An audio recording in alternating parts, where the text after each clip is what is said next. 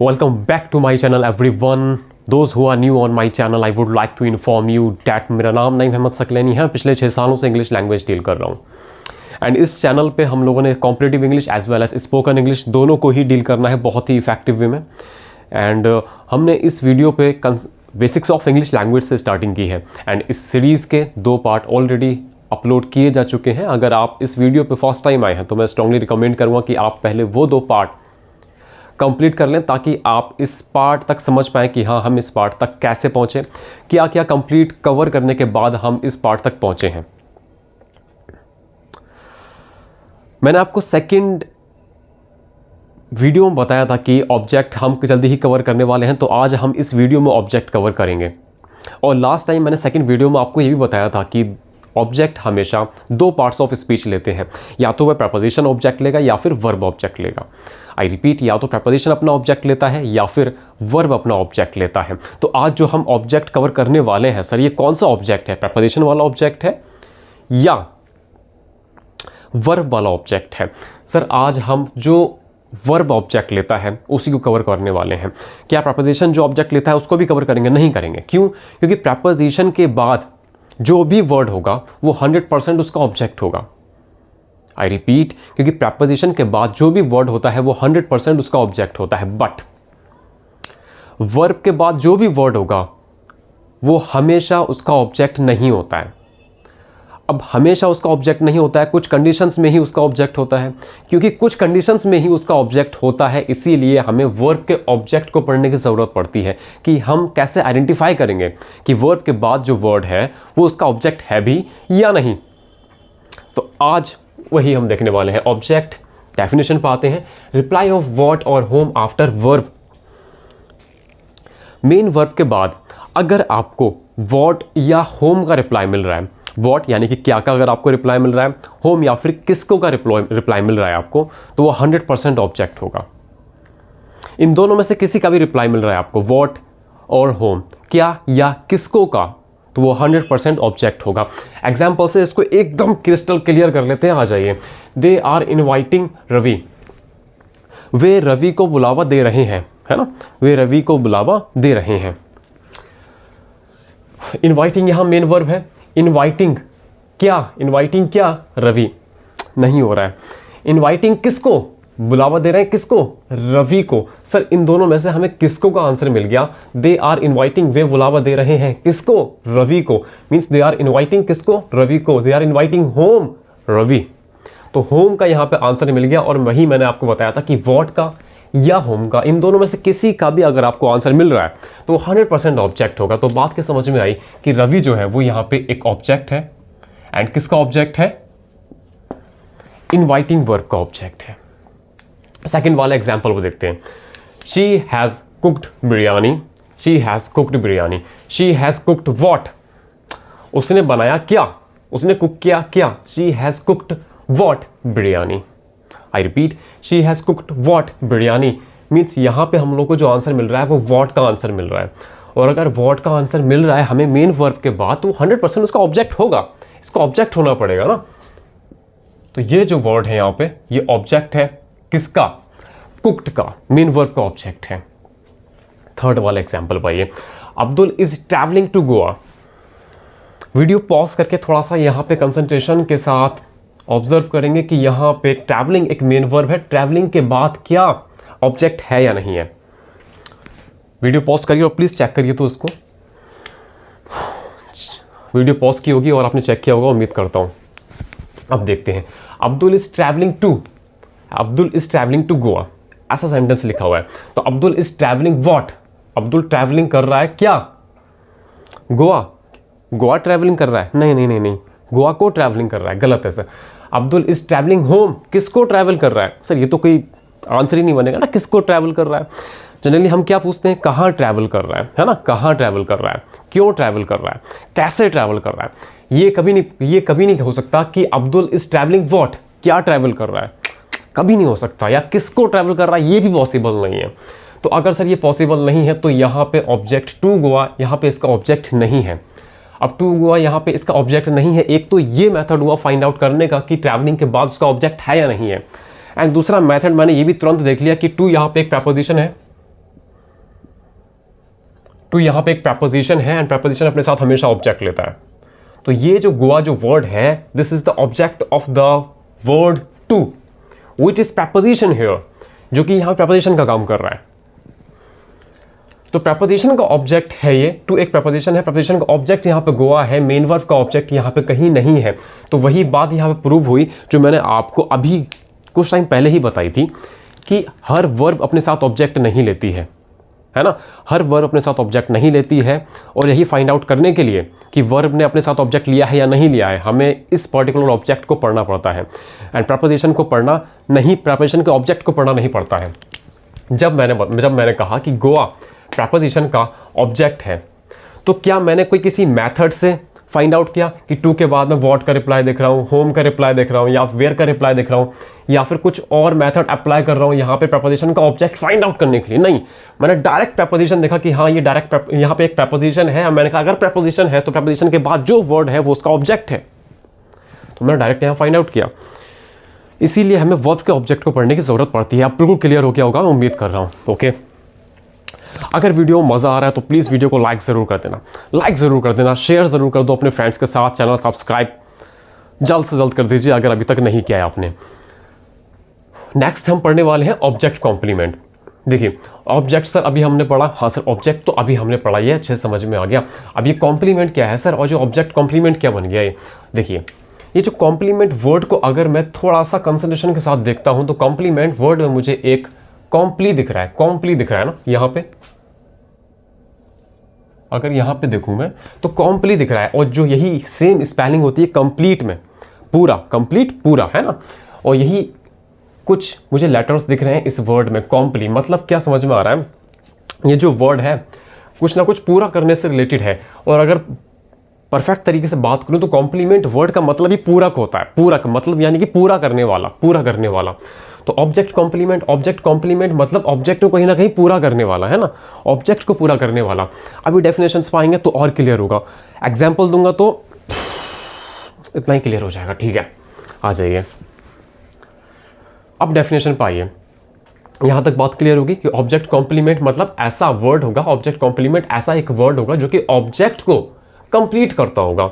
आ जाइए इधर, word that adds more detail about the object of the sentence. उस sentence में जो ऑब्जेक्ट है उस ऑब्जेक्ट के बारे में और ज़्यादा इंफॉर्मेशन दे रहा होगा वो वर्ड, जिसको हम ऑब्जेक्ट कॉम्प्लीमेंट कहते हैं। आई रिपीट, जो ऑब्जेक्ट कॉम्प्लीमेंट एक वर्ड है ना, वो ऑब्जेक्ट जो है सेंटेंस का उसके बारे में थोड़ी सी और इंफॉर्मेशन दे रहा होगा, इजीली फाइंड आउट कर पाएंगे। एग्जाम्पल पे आ जाओ, sir we made him manager, हमने उसको मैनेजर बनाया। हाँ ठीक है, सबसे पहले इसमें ऑब्जेक्ट फाइंड आउट करते हैं। सर ये सब्जेक्ट है, ये एक मेन वर्ब है, मेन वर्ब के बाद ऑब्जेक्ट है या नहीं है ये फाइंड आउट करूंगा पहले मैं।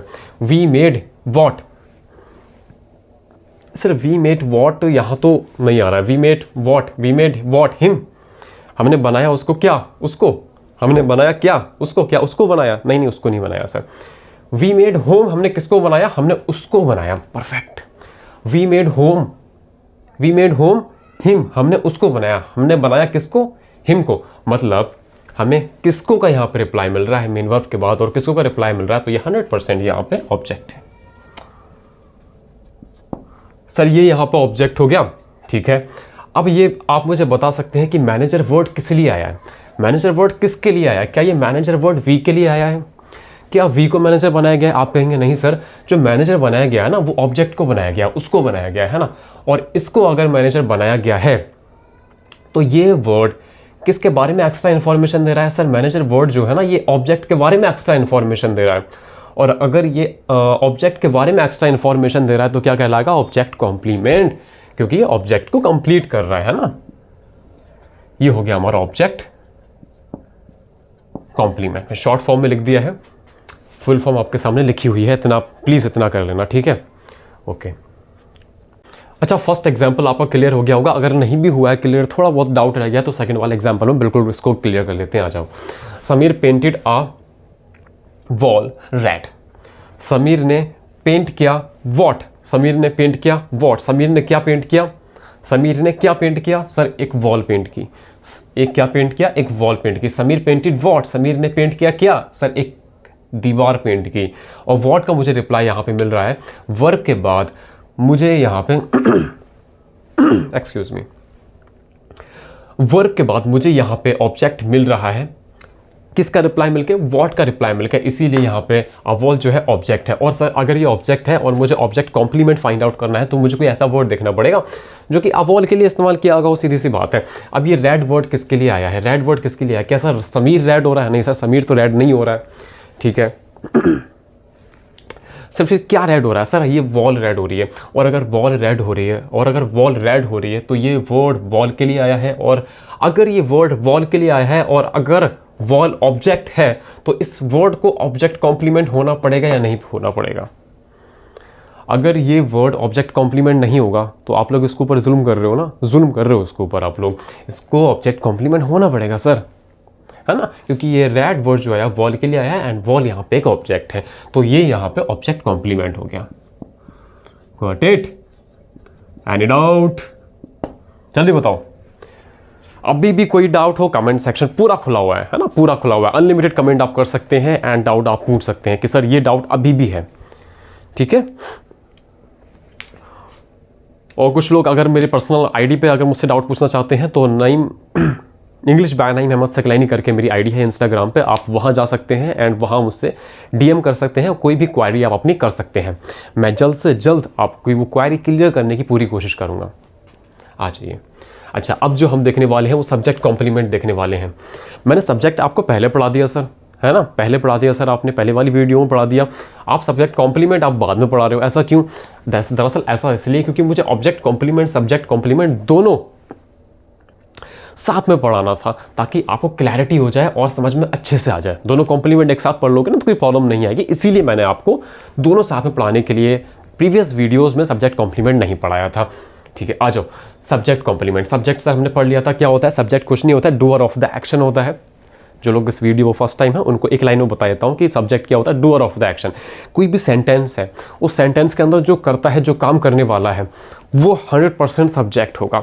या फिर अगर अब मान लो कोई ऐसा सेंटेंस है जिसके अंदर कोई एक्शन ही नहीं हो रहा है, मैंने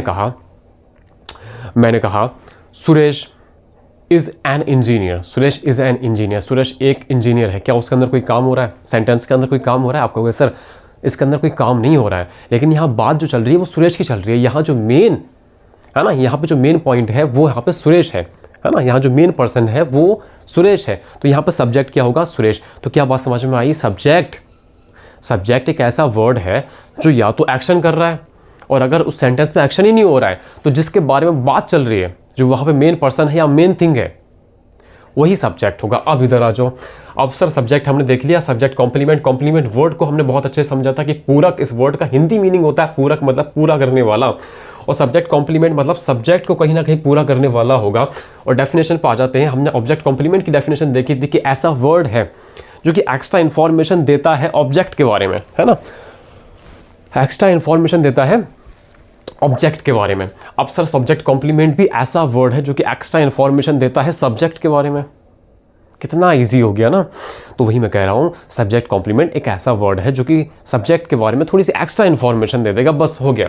word that adds more information about the subject, ठीक है सर। एग्जाम्पल जल्दी आ जाओ, एग्जाम्पल पे ही आ रहा हूँ। My brother's name is Mohit, my brother's name is Mohit, ठीक है सर ऑब्जेक्ट कॉम्प्लीमेंट हम फाइंड आउट कर रहे थे तो सबसे पहले ऑब्जेक्ट फाइंड आउट कर रहे थे, उसके बाद ऑब्जेक्ट कॉम्प्लीमेंट। अब सब्जेक्ट कॉम्प्लीमेंट फाइंड आउट कर रहे हो तो सबसे पहले सब्जेक्ट फाइंड आउट करोगे ना, या ऑब्जेक्ट ही करोगे? नहीं, सब्जेक्ट कॉम्प्लीमेंट करोगे। मुझे पता है बहुत इंटेलिजेंट है आप लोग। अच्छा, 50% बात आपको सब्जेक्ट कॉम्प्लीमेंट की इसकी डेफिनेशन से क्लियर हो गई होगी कि सब्जेक्ट कॉम्प्लीमेंट क्या होता है। आधी बात आपको इसकी डेफिनेशन से क्लियर हो गई होगी, एंड बाकी आधी बात हम इसके एग्जाम्पल से बिल्कुल क्लियर कर लेते हैं। आइए एग्जाम्पल पर अटैक करते हैं। Attack. My brother's name is Mohit, मेरे भाई का नाम मोहित है, मेरे भाई का नाम मोहित है। सबसे पहली चीज़ आप ये बताइए, ये एक सेंटेंस है, क्या इस सेंटेंस में कोई एक्शन परफॉर्म हो रहा है? वीडियो पॉज कीजिए और प्लीज़ चेक करिए इसको तो थोड़ा सा। आई होप आपने चेक किया होगा।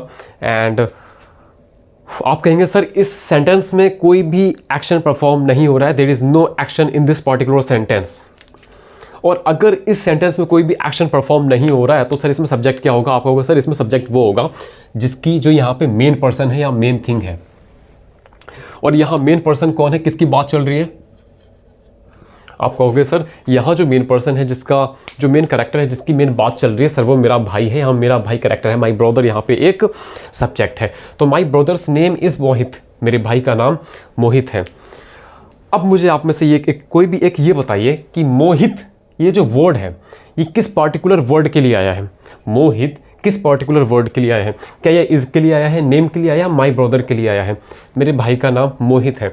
सर ऑब्वियसली ये जो मोहित वर्ड है ना, ये माई ब्रदर के लिए आया है, तभी तो वो बोल रहा है कि मेरे भाई का नाम मोहित है। और सर अगर ये मोहित मेरे भाई यानी कि माई ब्रदर के लिए आया है, और अगर माई ब्रदर यहाँ पे सब्जेक्ट है, और ये वर्ड अगर सब्जेक्ट के लिए आया है, तो इस वर्ड को सब्जेक्ट कॉम्प्लीमेंट होना पड़ेगा या नहीं होना पड़ेगा? अब मोहित के हाथ में कुछ भी नहीं है, मोहित को यहाँ पे सब्जेक्ट कॉम्प्लीमेंट होना पड़ेगा, है ना। तो मोहित यहाँ पे सब्जेक्ट कॉम्प्लीमेंट है। क्यों है सब्जेक्ट कॉम्प्लीमेंट? क्योंकि यहाँ पे ये सब्जेक्ट के लिए आया है, और सब्जेक्ट के लिए आके सब्जेक्ट के बारे में थोड़ी सी और इन्फॉर्मेशन दे रहा है। क्या कि मैं जो सब्जेक्ट माई ब्रदर है, इसका नाम क्या है? मोहित है। तो यहाँ पे एक एक्स्ट्रा इन्फॉर्मेशन आपको मिली या नहीं मिली? आप कहोगे सर एक बिल्कुल एक्स्ट्रा इन्फॉर्मेशन मिली है। तो ये यहाँ पे क्या हो जाएगा? आप कहोगे सर ये 100% सब्जेक्ट कॉम्प्लीमेंट है।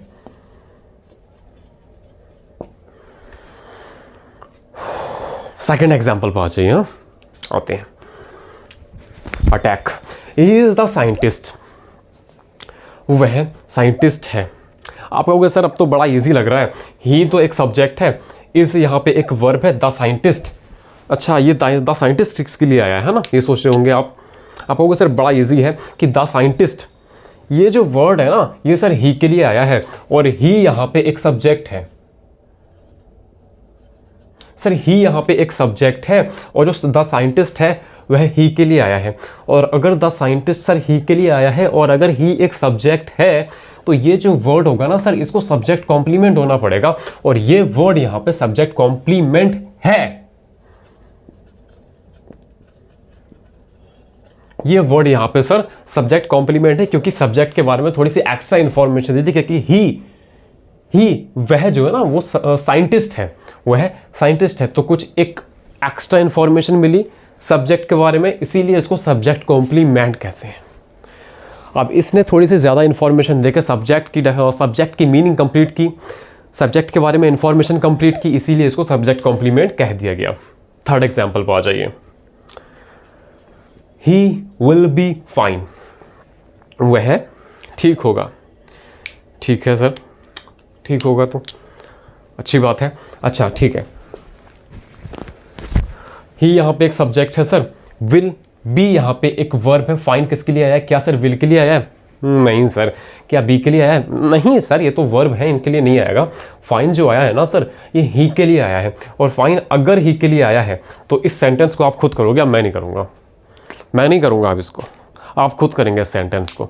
और अगर कोई प्रॉब्लम हो इस सेंटेंस को आइडेंटिफाई करने में, तो डीएम कर देना या फिर कमेंट सेक्शन कर देना। कमेंट सेक्शन करूँगा, मैं स्ट्रांगली रिकमेंड करता हूँ कि आप कमेंट सेक्शन करें। क्यों? क्योंकि कमेंट सेक्शन पे मैं ज़्यादा एक्टिव रहता हूँ, है ना, रेदर देन सोशल मीडियाज़। मैं सोशल मीडियाज़ पे थोड़ा कम एक्टिव रहता हूँ। ऐसा नहीं है कि एक्टिव बहुत ज़्यादा ही कम रहता हूँ वहाँ पे, लेकिन ये है कि हाँ एक लिमिटेड टाइम रहता है कि दिन में मुझे इस टाइम एक्टिव होना है, तो उसी टाइम में सोशल मीडियाज़ पे एक्टिव रहता हूँ। बाकी कमेंट सेक्शन में हमेशा एक्टिव रहता हूँ। तो कमेंट सेक्शन में तुरंत डाउट पूछें, मैं जल्द से जल्द आपका डाउट क्लियर करने की पूरी कोशिश करूँगा। तो बेसिक्स ऑफ इंग्लिश लैंग्वेज को यहाँ पे हम फिनिश करते हैं इस सीरीज़ को। ये सीरीज़ का थर्ड पार्ट हमारा लास्ट पार्ट था।